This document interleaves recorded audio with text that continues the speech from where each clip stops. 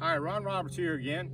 All right, so I'm assuming that you've watched my videos, tip on grip, and videos 1 through 7 on the fundamentals. So I'm now going to give you the fundamentals that you need to work on every day in the mirror. All right, so we're going to start with the grip first. Again, if you watch the videos, it's more across my fingers, under my pad, and both V's are pointing to my right shoulder. Okay. So again, if you're the mirror and I'm you need to get in that mirror and look, is that right? Both V's pointing to my right shoulder? Yeah. Do I have one V going one way and one V going the other way? That's not correct.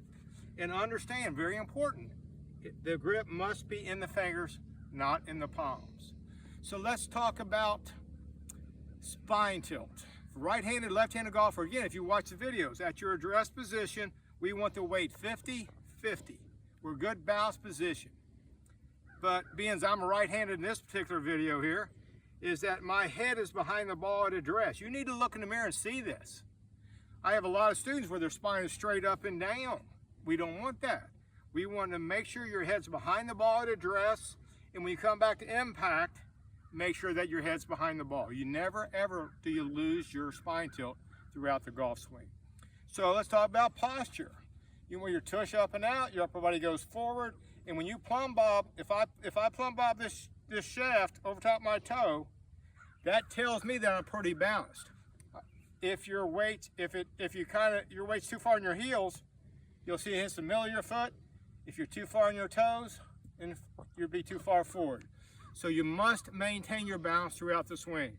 So we got grip, posture, balance, and understand that when you do your takeaway, you want the club the same width back. You don't want to bring it out, you don't want to bring it in. See this in the mirror. Do these things in slow-mo and watch yourself. Very important.